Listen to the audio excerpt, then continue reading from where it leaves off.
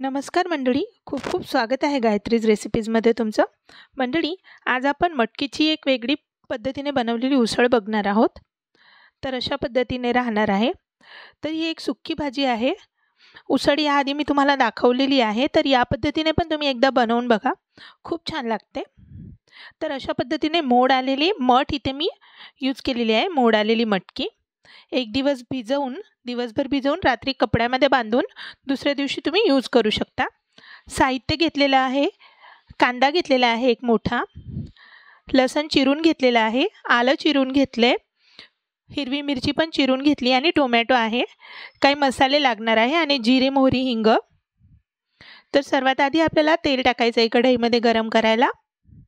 आधी सर्व साहित्य चिरून घ्यायचं व्यवस्थित आणि मटकी 2-3 पाण्याने धुवून पण घ्यायची आहे.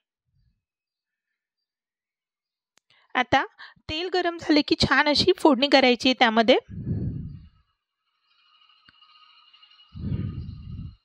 तेल तापू द्यायचे. अशा पद्धतीने पण बनवून बघा एकदा. याआधी पण मी तुम्हाला दाखवली, पण ती पद्धत वेगळी होती. तर 1 चमचा राई, 1 चमचा जिरे, त्यानंतर थोडासा कढीपत्ता आणि हिंग. आता आपल्याला सर्वात आधी टाकायचं आहे लसण.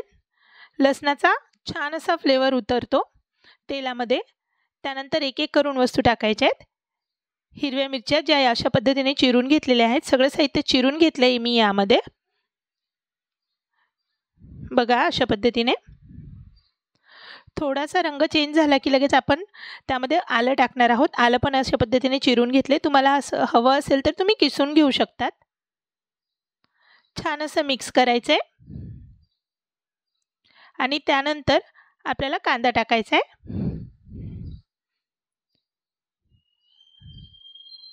आलं लसणाचा कच्चा वास गेला की त्यामध्ये कांदा ॲड करायचा आहे आपल्याला.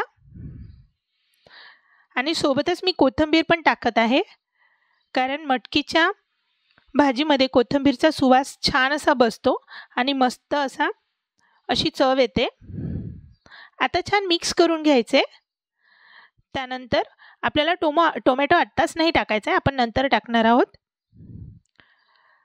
आता जर टोमॅटो टाकला तर पटकन शिजत नाही मटकी. तर कांदा हा थोडा ट्रान्सपरंट झाला की त्यामध्ये आपल्याला मटकी ॲड करायची आहे. कुठलेही मसाले न टाकता आधी मटकी टाकायची आहे. कांदा मटकी ही छान लसण हिरवी मिरची सोबत परतून घ्यायची आहे आणि त्यानंतर छान मिक्स करायची आहे. मिक्स झाल्यानंतर झाकण ठेवून छान वाफवून घ्यायची आहे आणि नंतर मग आपल्याला टोमॅटो ॲड करायचा आहे. थोडी मटकी शिजत आल्यानंतर टोमॅटो आणि मटकी लगेचच तुम्ही टाकली तर थोडं शिजायला वेळ लागतो मटकी. त्यामुळे आधी थोडी परतून घ्या तेलामध्ये आणि कांद्यामध्ये. आता झाकण ठेवायचं आहे. बघा छान अशी एक वाफ काढून घ्यायची आपल्याला. झाकण ठेवून एक 10 ते 15 मिनिटं थोडा वेळ वाफ निघू द्या. 10 ते 15 मिनिट झाल्यानंतर खोलून बघायचे. छान अशी वाफवली जाते मटकी आणि मग आपण त्यामध्ये टोमॅटो असा वरच ठेवायचा आहे. कापलेला टोमॅटो टाकून मग आपल्याला परत झाकण बंद करून थोडा वेळ अजून वाफवून घ्यायची आहे. आता टोमॅटो ॲड करायचा आहे. मिक्स करू नका, वाफेवरच होऊ द्या टोमॅटोला 5 मिनिटपर्यंत. आणि 5 मिनिट झाले की मग टोमॅटो पण मिक्स करून घ्यायचा आहे. थोडीशी वाफ त्यामध्ये बसली का थोडा सॉफ्ट होतो. आता मिक्स करून घ्या व्यवस्थित. छान असा मिक्स झाला की नंतर त्यामध्ये आपण एक एक करून मसाले टाकणार आहोत. वाफेवरच शिजवायची आहे.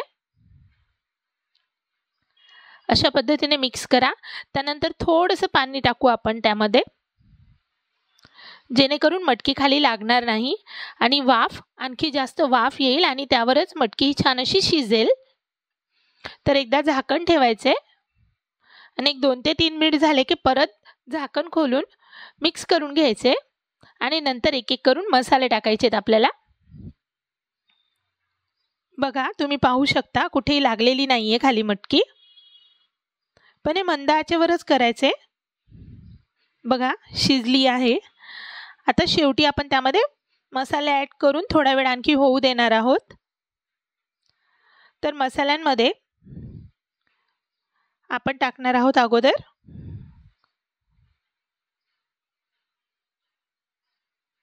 लाल तिखट। ही काश्मीरी मिरची पावडर आहे, जास्त तिखट नसते।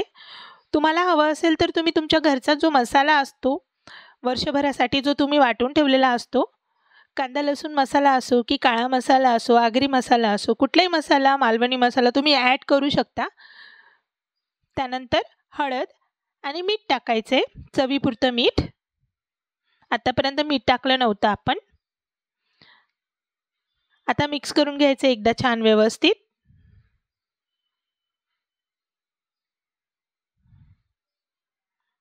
बघा मस्त असा सुरेख रंग आलेला आहे।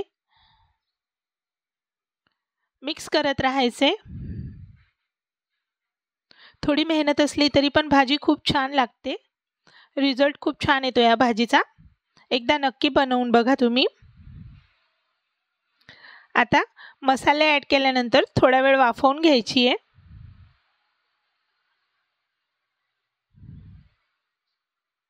तेल सुटलेलं आहे। आता शेवटी भरपूर अशी कोथिंबीर टाका। कोथिंबीर टाकल्यानंतर आणखी एकदा मिक्स करा। मस्त असा सुवास दरवळतो आणि रेडी आहे आपली भाजी खाण्यासाठी। तर तुम्ही अशी सुक्की मटकीची भाजी एकदा बनवून बघा, तुम्हाला नक्की आवडेल। आता शेवटी कोथिंबीरने छान अशी कोथिंबीर ॲड केल्यानंतर तुम्ही पोळीसोबत आणि भाताबरोबर एन्जॉय करू शकता ही छानशी रेसिपी। तर तुम्हाला रेसिपी आवडली असेल तर गायत्री रेसिपीला सबस्क्राईब करा, शेअर करा आणि कमेंट्स करा। थँक्यू।